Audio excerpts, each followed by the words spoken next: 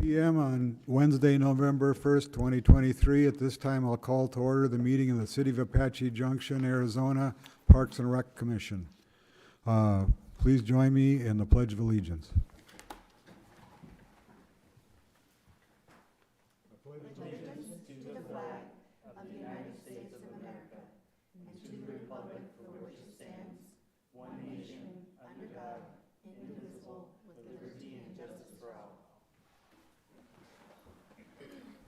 Thank you. Riley, roll call, please.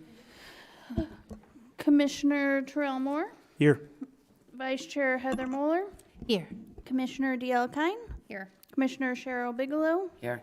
Commissioner Felicia Madrid, Here. Commissioner Judy Bory, Here. Chairman Frank Shanebeck. Here. The Commission may at this time take single action on any or all items listed as consent agenda items. These include acceptance of agenda and acceptance of minutes. Any member of the Commission may remove any item from the consent agenda for discussion and cause a separate vote on the matter later in the agenda. May I have a motion, please? I move that the Parks and Recreation Commission accept the agenda as presented and approve the minutes from the October 4th, 2023 regular meeting. Thank you. May I have a second? A second. Thank you. Any discussion? Roll call, please. Commissioner Judy Bory, Yes. Commissioner Terrell Moore, Yes. Vice Chair Heather Moeller, Yes. Commissioner D.L. Kine, Yes. Commissioner Cheryl Bigelow, Yes. Commissioner Felicia Madrid, Yes. Chairman Frank Shanebeck. Yes.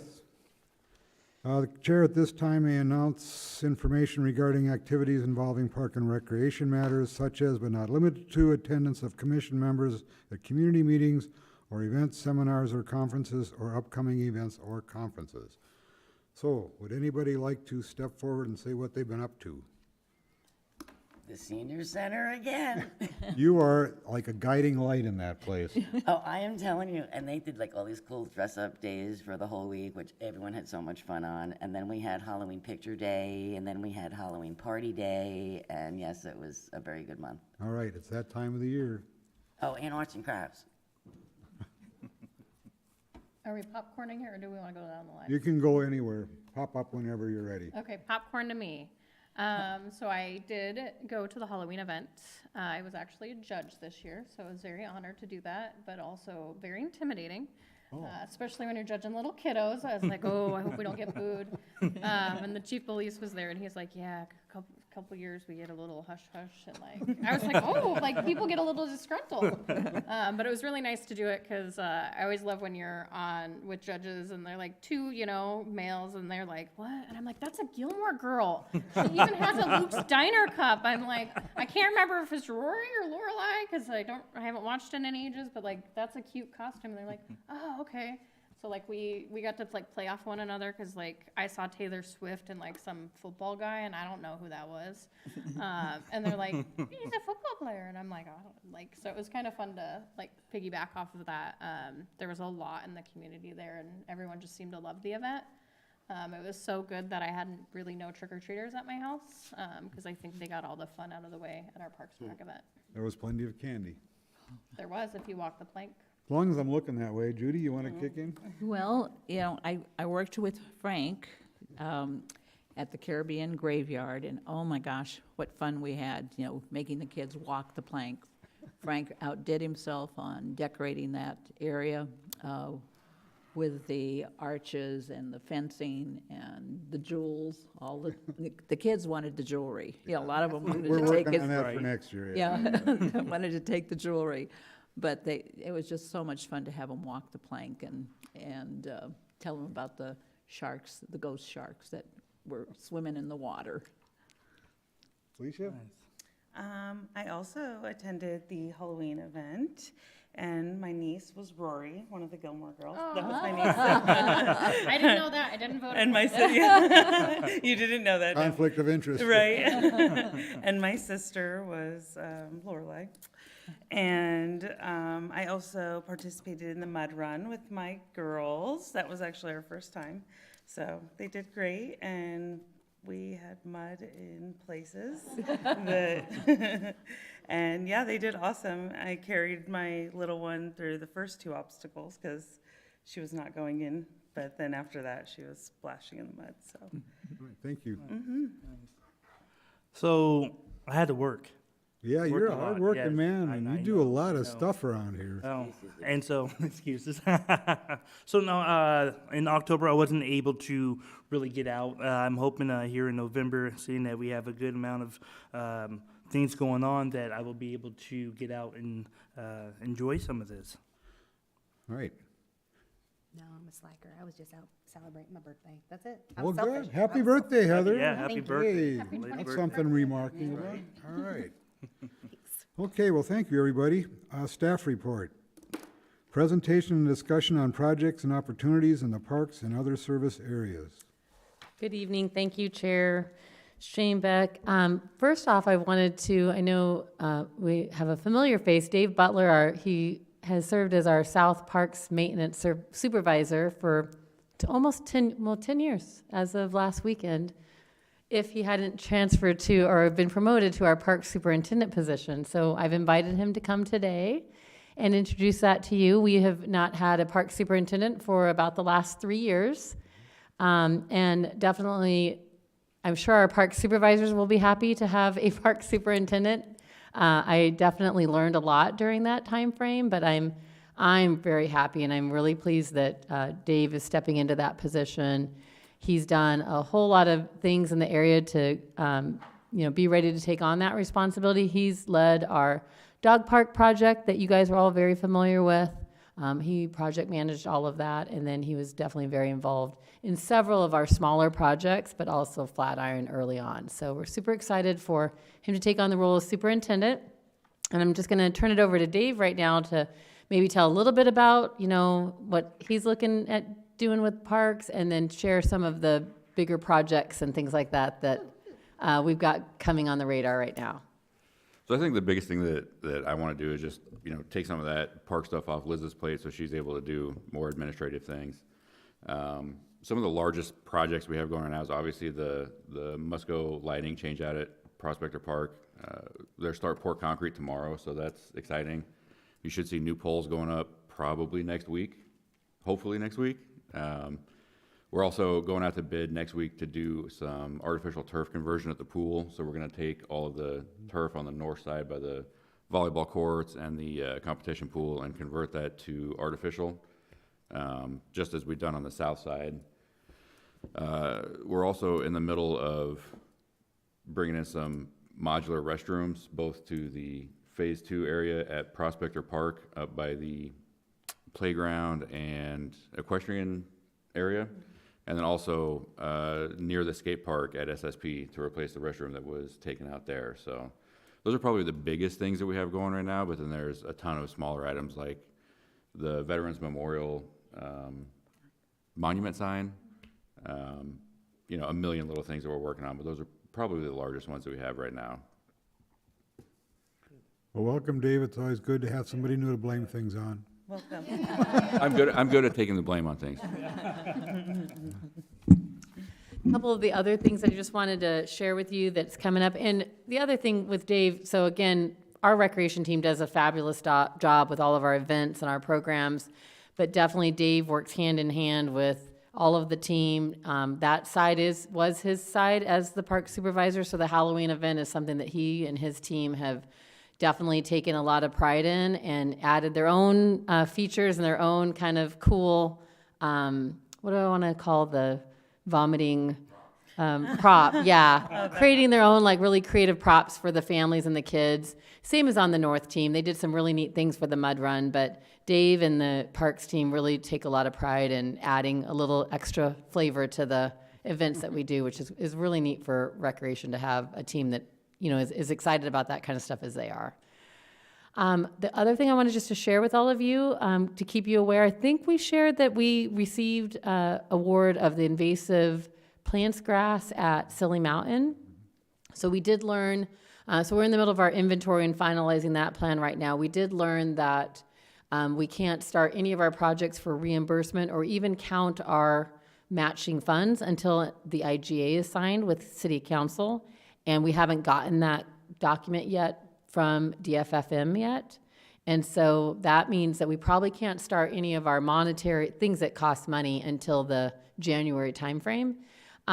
which is a little disappointing because we were hoping to start a little bit in fall, but that's just the way that that grant works. Very similarly, if you'll remember when we got the state parks grants, that we might be awarded, but then there is this time frame where they're trying to get that money gets assigned. So just a little something that I don't think we quite understood. So we will still be doing some hand pulling, some other things of the areas that we already treated, but we're going to really just be using this time to ramp up and be ready to kind of go full bore in January. We do want you just to kind of know, though, that so there'll be some times that we might be closing down a side of the trail as we do treatments, and just have that on your radar in case we don't have a lot of details next time or between the times that we meet as a commission. Just want you to kind of be aware that there will be some little periods of time at Silly Mountain where we're slowing down. The other thing we wanted to share is that at Flatiron, as we shared with you last meeting, we did fence it off to get us through our overseeding period and some of the maintenance that we're doing out there. That fencing is going to come down the Monday or Tuesday after Veterans Weekend. Despite, excuse me, talking with the chamber about, I don't know if that's the look that they want for their event. They kicked around some of the pros and cons. It helps them with some of their containing of their, their beer garden. Is that the right thing? That was some of their reasons. Yep. And so I don't know that they'll do that in the future, but they wanted to keep it up during the event. So they're going to, it's their event, so we kind of let them do what they want to do, and we'll kind of see how that goes. But just so that you're not wondering why it's not coming down over the weekend, that was a decision made by the chamber, and it will be coming down Monday or Tuesday. And that concludes the park section, unless you have questions for us. I'm glad you said that, because people are going to come up to me. Probably. All right. Okay, presentation, discussion, and update on upcoming events and activities. Jamie. Looks like I'm gonna steal the show tonight and talk the longest because I have so much to share with all of you. I'm gonna have the video play because I know you guys like to see the pictures. Seriously, we had a lot of stuff happening in October. So we started off with the exchanging of the keys at the rodeo grounds. So those are officially ours. And it was a great event. I think people got to see the rodeo grounds used in a way that people didn't realize could happen out there. So it was a great ambience. I know there's some familiar faces in that video. So we had a concert in the park, we had a movie in the park, and we had our mud run. The mud run is a huge endeavor between both parks and recreation. It's a true meaning of why we fit together. So recreation breaks it and parks fixes it. So we go out there and we break all kinds of stuff doing our mud run, and then they fix it all for the next year. But we had our largest turnout ever at 514. So we didn't think we would break 500, but we did. So we were super excited for that. We had Pretty in Pink, which is pretty much ran by our our group fitness instructors. They all come together with our fitness team, and they do Zumba for 90 minutes. It's amazing to see what they do out there. And how they can move for 90 minutes, but they raise money, and that money goes back to breast cancer awareness. We have Spirit Week, which went 7 days this year because we went right up to Halloween. So it's a week long of different activities that we have our customers participate in. Honestly, it's really for our staff. We just invite the public to participate with us. We had a read and rec. We had a story walk that we helped with the library because they needed our help. Actually, it's at our park. That's why we were there. We went down to the high school's wellness fair and were represented there. We offered a fall camp for the kids while they were out of school for fall break. We have flag football started on October 28th, which is also the fall festival, which was also our pumpkin plunge. This was the second year of the pumpkin plunge. It's not a plunge. Those kids get in there and they just keep swimming. It is warm enough. The pool is set at between 79 and 82 degrees. And it's warm enough outside. They get in there and it's an hour and a half of swimming on October 28th. Not very many states get to claim that. So that was super exciting. It was sold out. We sold out just the week before, and I think they had a little over 125 pumpkins out at that event. It is a lot of muscle to chuck all of those pumpkins. We had a lot of sore staff the next day, so they're gonna have to start working out. Our golf leagues, our adult golf leagues are in full swing. Our pickleball league has started, and we are also full for our pickleball tournament that will happen in November as well. So to give you a little bit of numbers for Halloween, we are estimating, because we really had clickers this year, so we have a better idea of how many folks we have coming into the event, and we believe that we're right around 350 is an estimate. 3,500. What did I say? 35,000? 350. Oh, somewhere in between. We'll go with 3,500. Our goal this year was not to make more money. It was to get more people at the event, and so we made it cheaper. So our wristbands, we started at $10 if they bought in advance, and we gave out free wristbands to those 3 and younger. Our goal was to have more wristbands sold in advance to help with the long lines that we had the previous years, and all of those goals were accomplished. So in 2022, we sold 468 wristbands. In 2023, we sold 607. So, like I said, mission accomplished. So our pre-sale was 233 this year. Last year, our pre-sale was 114. So we met all 3 of those goals. We did see a lot of tall 3-year-olds. So AJ has a lot of tall 3-year-olds. Again, October is an amazing month for us. It probably is our busiest month, and I just can't give enough credit to our frontline staff, to our coordinators, to their assistants. They work diligently and spread all of this out amongst themselves to make sure that we have so much going on for our community. Coming up in November, same thing. We have concerts, we have movies. We're sponsoring the cornhole tournament at the festival, and we do have spots open, so grab a partner and come out for cornhole.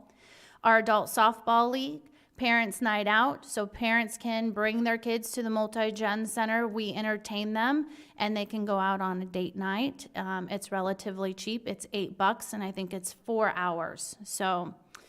And then we will have a trail run. We also have Dogs in the Desert hike that will be out at Silly Mountain Hike.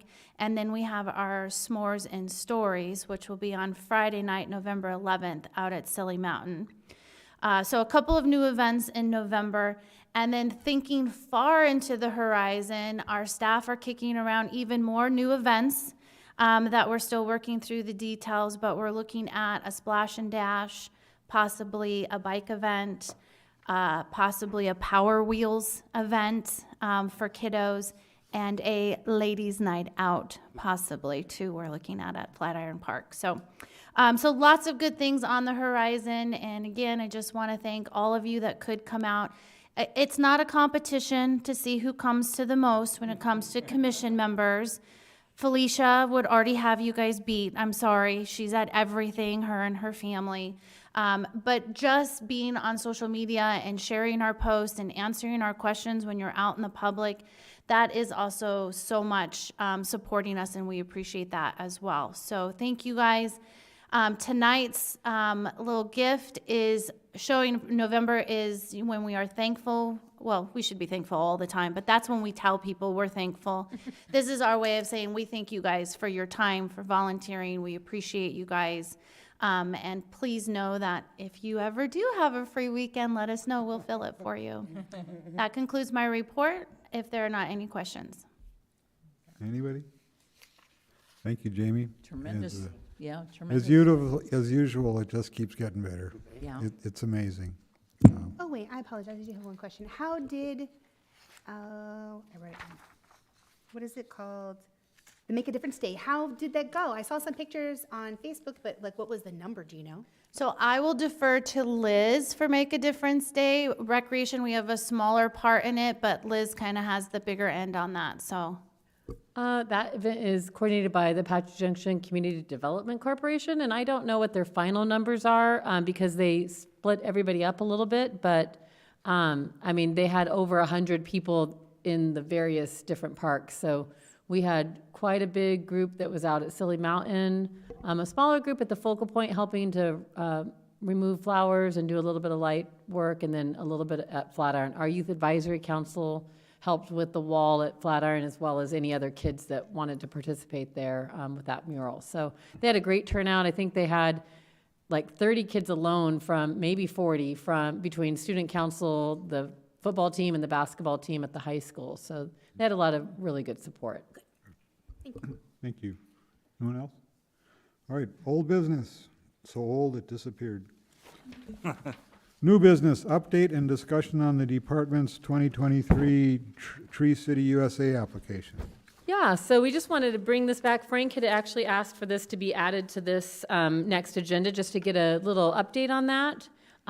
So I just wanted to share with you some of the things that, so again, Tree City USA is a national recognition, mostly focusing on trying to get communities to have an urban tree program to increase shade canopy in a lot of our heat islands and all of that things. And then they do a lot of different things that once you are a Tree City USA city, then you're eligible for a bunch of grants and some other things that can help kind of promote that.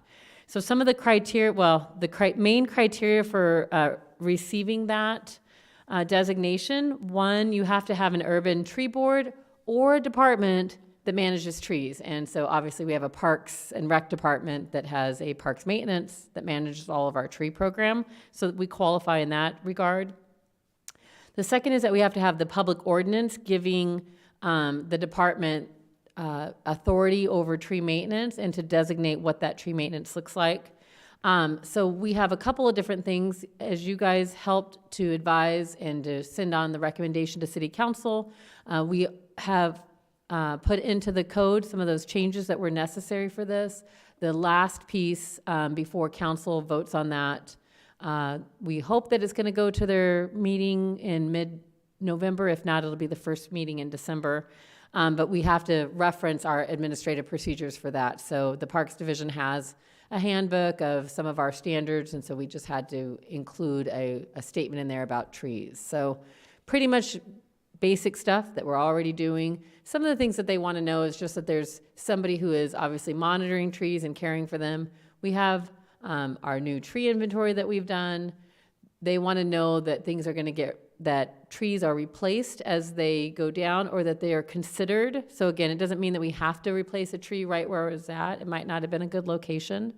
But that we are considering where to replant trees when we do lose trees, things like that. So those will be things that we'll be incorporating, and now that we have a park superintendent, we'll be able to put a little bit more time and effort into some of that, and making sure that we meet all of those. The other item that we have to do is you have to have committed $2 per capita per year towards tree management. So basically, if you took our population of a little under 40,000 people, that means that we have to spend approximately $80,000 in the year on tree maintenance. And so that's everything from our guys' time to water, to trees that are replaced, to our irrigation system and all the repairs that have to be done for that. And I would say the biggest part of that, would you agree, is really the guys' time, our trimming, all of the tree maintenance that we do, that we easily meet that. So that is part of our application too, is we have created a budget of what that looks like and how we follow that. So that's the third component.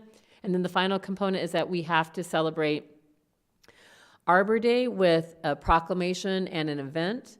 It doesn't have to be on Arbor Day. It can be any event throughout the year. They also encourage multiple events throughout the year, but having one is what we need. And again, we already have Earth Day, and that's the event that we really highlight as our main event that we will be submitting with our application. So that application is due at the end of December, and we feel really confident about it. If you have any other questions and some of the other things that just kind of make it available, they have grants anywhere from small grants to like $5,000 to $50,000 grants that we would be eligible once we meet that. And then it's also just nice having that designation. So Coolidge and Florence and plenty of other big cities have that. And so I think that was why the commission, as well as some of our council members, were really interested in us seeking that designation. So any questions? Well, sounds like really good progress there, Liz. Yes. Yeah. Thank you. Okay. The presentation of newly appointed, reappointed commission members and overview of the upcoming officer election process. Yeah, so we're super excited. First off, to congratulate our reappointed commissioners. So Judy and DL came up again this year, and they were reappointed by our council, so we're really happy for that. And then today, we want to introduce Felicia. So Felicia is our newly appointed commission member, and so without putting you too much on the spot, maybe if you could just share a little bit about yourself and why you're interested in being a part of the Parks and Rec Commission. Okay, yes. So I am Felicia Madrid, and I have lived in Apache Junction since I was in, kindergarten. Wow. So I grew up here in the city, and we participated in programming here for as long as I can remember, and went to the parks. I have very fond memories, and now I'm raising my children here. And so with that, we just really value the Parks and Recreation Department and everything it provides for us. And we participate, like Jamie said, quite a bit. It's just something we love to do, and we love getting out in the community and being a part of the events that are out there and just being familiar faces. And so, yeah, we love Apache Junction, and I really wanted to be a part of the Parks and Rec Commission because of that deep belief in Parks and Recreation, and I really believe that it is the heart of our community, and it really brings us together. And I'm glad that I get to show that to my children, and they really feel loved and valued. So I wanted to, see the city keep moving in a good direction as it grows and influence where I can. Nice. Thank you and welcome. Welcome. Thank you so much. More energy on this commission. Yes. Great. This is an awesome commission. Yeah. I got awesome lucky. department. I'm very honored to have been the one who got picked for this spot. So. Well, I think it's really neat. We had a lot of applicants for our area. So, I mean, I think that's really neat. And you guys, I think it's also a credit to your group. You guys are doing a lot of fun things and get to have your hand in a lot of different things. So I think people want to be a part of that as well. So congratulations to our whole commission. Yeah. I think it's really cool that we have people that want to be a part of this group. And like I said, congratulations to you three, because it was definitely a lot of candidates. And so we're really pleased with their choice. And then that leads me into kind of what our next, we want to talk a little bit today to remind everybody and then new folks of the process for our elections. So we tried to make sure that November's the time to kind of everybody gets a chance to be here, and new members to kind of just get at least one meeting under their belt. And then we do our election of officers next. And so we wanted to go through that process so you guys could be thinking about it. And I have put at your location kind of what the order is, and it can be a little bit confusing or cumbersome to go through this, but it is the way that we're instructed to do it. So just to kind of run through it quickly, the very first part of the process is that the chair would be opening up for a motion just to open the nominations. And so then whoever is making that motion, and we will have sample motions available for you on that meeting. Those will go out to you in advance as well. But there's a sample motion so that somebody could say, that I move to open up the nominations. And then there's a second. And then we actually have to do a roll call to vote on whether we're going to open up the nominations. So we would do that. And then at that point, the chair then calls for nominations. And individuals would try to be recognized. So again, it's just really easy if you can, wave or, ask for the chair to recognize you. And at that time, you can nominate somebody that you wish. For that matter, you can nominate yourself. But you would give a nomination, and then after that, the chair would call for additional nominations. And so there might be more. The chair has to call for at least 3 times for whether there's any nominations or not. And that can be a little bit time-consuming or cumbersome at times. So then once he's set it the amount of times that he is required to, then at that point, he will call for a motion to close the nominations. And then somebody has to motion to close it, second it, and there's a roll call. And then at that point, then in order of how people were nominated, the chair will call for a vote for that candidate. Let me make sure I'm saying this right. Yeah, so basically the very first person that's nominated, then the chair would be saying, that's what this vote is for, and we would be doing a roll call vote for nominating that person. And then if that person receives enough votes, then we stop right there, and they are the chair. If they don't receive enough votes, then we go to the second person that was nominated. If for some reason, so we'll talk a little bit about the strategy and what we want you to be thinking about in the meantime. So we go through all that for the chair, and then we go through all of that for the vice chair after that. Once we're done with all of those nominations, then the chair will hand over the gavel to the person who is the newly elected chair. Is that how we did it last year? Okay. It is, yeah. I didn't Yeah, feel it takes remembering place right that. after the vote. Okay. So some things that I want you to be thinking about. Some of the things that have happened to us in the past, we might go through multiple nominations and those people don't want to be it. So please, if you're going to nominate somebody, take the time to call them up from now until the next meeting and ask them if they want to be nominated. Because there is nothing worse than going through 3 nominations and nobody really wanted to do that job. So be thinking about, if you're interested in different things and that kind of stuff. But really importantly, make sure that somebody who you are thinking of nominating really wants to be nominated.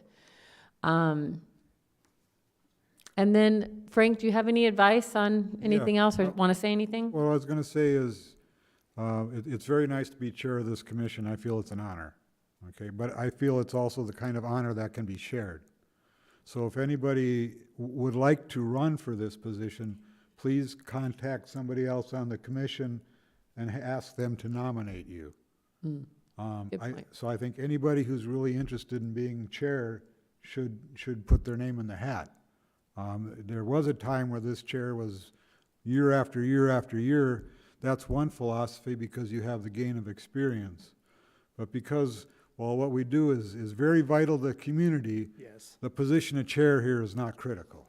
And it's a good place for a person who would like to be chairman of a commission, chair of a commission, to get the opportunity to get some practice and some experience. So and same with the vice chair, because the chair can't always be here. Right. So, again, so if you're interested in running for chair or vice chair, please have somebody nominate you. I don't feel like I have to continue in this position. I'd rather see somebody else take it over and get the experience. I'll still be a loudmouth commissioner. You don't have to worry about that. But somebody else can run the show. That's what I'd have to say on that. Thank you, Frank. And so with that being said, Are there any questions about the process or anything? And you're welcome to email me. And then I have one last wrap-up item that is introducing our new members. So I want to also just introduce everybody to Christy Ham. And so she is our new senior admin assistant. We're super excited for her to be here this week. We have been helping to keep things barely afloat from July until now. And so we're super excited for Christy to join us. And if you don't mind me putting you on the spot, if you could just maybe just share a little bit about yourself and anything that you want to share at this time. Hello, everyone. I'm very excited to be part of the department. I spent the last 5 years teaching art and leadership in an elementary school. I spent some time prior to that with Pinal County and Maricopa County and Mesa Public Schools, doing a lot of administrative things. So I'm thrilled to be here. It's nice meeting all of you. I'm excited for the job, so please email me with whatever you need. Welcome on behalf of the Welcome. commission, welcome. Yes. Thank you. And then just as a reminder, so Christy's role for the commission is she is the liaison to the board members and, there, as we are learning things and kind of training, this is her third day of work, so. Nice job. And we kind of just shared on Monday that, oh, this is a commission meeting week, and are you able to be here? And so she's been awesome about being really flexible. Her schedule is a typical 5/8, so she will work Monday through Friday, and we're excited to be getting ready for our move over to the new building and figuring out what those processes are going to look like and things. Speaking of which, how close is that? Very close, 6 weeks. I'll send you all an email so that we can talk about tours and things like that before our next meeting. Perfect. Ribbon All right. cutting. Thank you. Okay, well, welcome, Christy. At this point, call to the public. Doesn't seem like we're going to go there. Future agenda items, anybody?